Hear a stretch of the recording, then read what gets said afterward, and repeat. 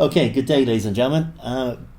In this video we're going to talk about cell ranges and fixed cells, and then by the end of this video you should be able to use cell ranges and fixed cells in our formula. Okay, so let's start with cell ranges. Now you've already seen cell ranges but you just don't know it.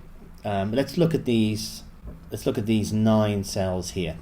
Okay, now if I wanted to do a sum of the first 3, you'll probably remember that we can use the sum formula, and what I can do is to type in B1 colon B3 and then close the brackets. Okay, and you can see that what's happened there is that the cells from B1 to B3 are now highlighted, and if I press enter I get the total. This B1 to B colon B3 here is actually called a cell range, and the way that it works is this: B1 is the cell address of the top left hand corner, and B3 is the cell address of the bottom right hand corner. So here I can do this cell here.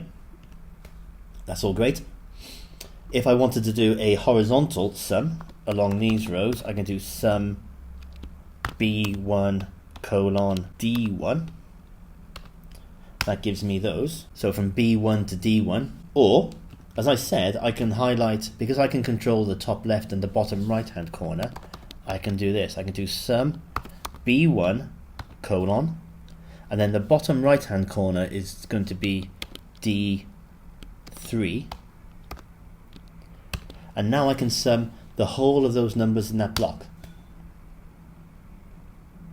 Okay, so, and that's obviously really useful, because now if I can change that one there to a 10, all of the other numbers reflect it. If I change this one to 100, all of the other numbers reflected, all of the sums are reflected. Okay, so using this sum format, we can do the top left cell that we want to add, the colon then says it's a range, and then the bottom right cell that we want to format. Okay, good. Now another little neat trick that we can do is I can right click and then copy this cell, and I can highlight these 2 cells and then right click and paste these 2 cells, and look what happens here.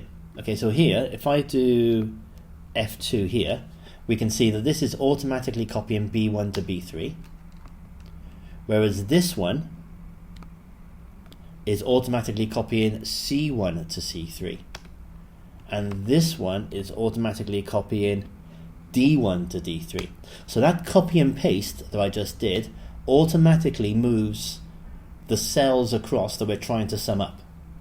And you can imagine, if we've got a lot of data, a lot of columns, being able to copy and paste these formula and have them automatically update is a big time saving. Okay, it also works with rows as well. So if I do this sum here, and we can see that that sum is those columns, those cells, I'm going to right click and copy, and then highlight the 2 cells I want to paste into, right click and paste, and then again this is automatically updated.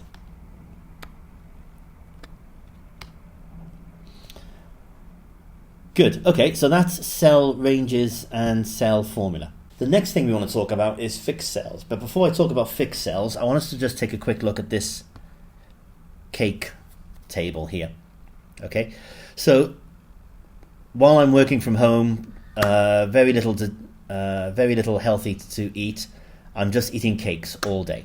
Okay, this is the number of cakes that I've eaten on each day: Sunday, Monday, Tuesday, Wednesday and Thursday, and this is the cost per cake that I've paid. So each cake is 10 reals. Okay, now I want to start tracking how much I'm spending on cakes. So first thing I'm going to do is sum my quantity. So I can do a sum, and then again I'm just going to use the range. I'm going to use D9 colon H9 So that's the total number of cakes I've eaten. Okay, great. Now, the next thing I can do is to find out how much I've paid for cakes per day. Okay, so I had 12 cakes. They are 10 each. So I'm going to do 12 times 10 to give me 120. This is looking really good so far. Now I can do copy and paste along all of my rows. And now I can paste, and the formula has automatically updated. So this one is correct. And this one is correct.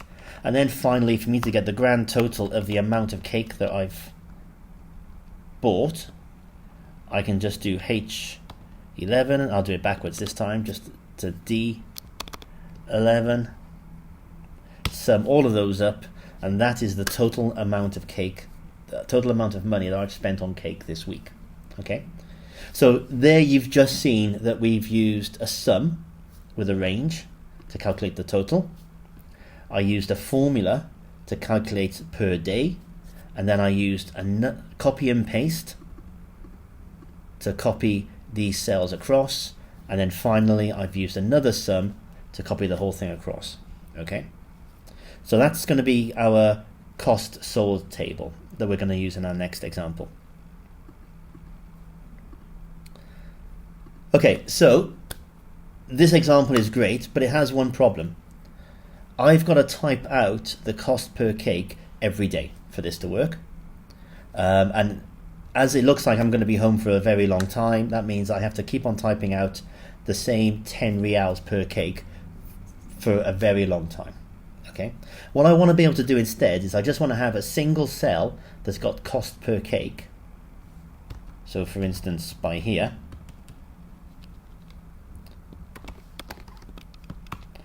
and that's going to be 10.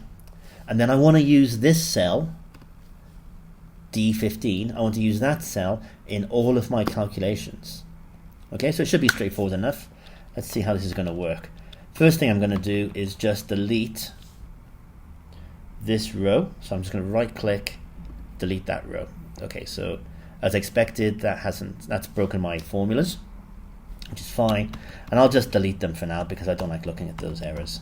Right, so for my first calculation, I'm going to have equals my quantity times my cost per cake.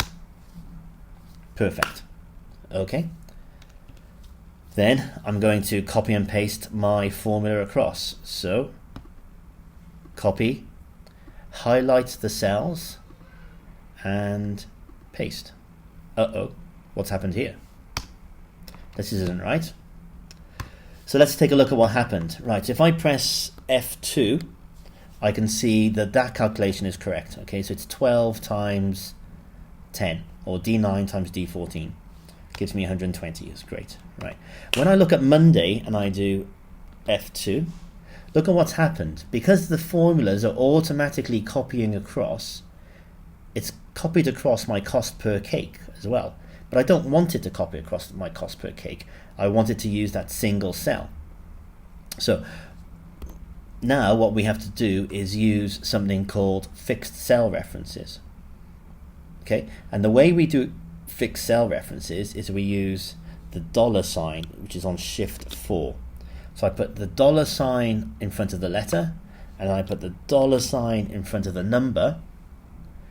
And now, when I do copy that cell, and I highlight those other cells, and then I do paste, now look at what's happened. Here, I've done F2. So because my E9 cell isn't fixed, it's automatically moving across when I copy the formula. Okay, but my D14 cell is fixed, so that's not moving across when I copy the formula. And I can see the same thing here. F9 has moved across because it's not fixed, but we're still using the D14. So all of these calculations in the total are now using this cell for the cost per cake. And the reason that's useful is because now I can change my cost per cake once and all of my other costs will update. Okay, so this is called setting up a fixed cell reference. And once again, you just put a $sign in front of the letter and a $sign in front of the number, and that will make sure that when we copy and paste our formula, they will always use the same cell. Okay, now, and then to finally, I'm just going to do sum, and I will just do a sum between D10 colon H10, and that is now my new total that I'm spending on cakes per week. Okay, so we've covered in this short video, we've covered cell ranges, so top left colon bottom right. We've talked briefly about setting up a table of calculations with sums and multiplications, and then we've talked about how to do fixed cell references. Okay, so if you have any questions at all on any of this, as always, please feel free to contact me. And other than that, I look forward to seeing the work that we're going to produce. Take care.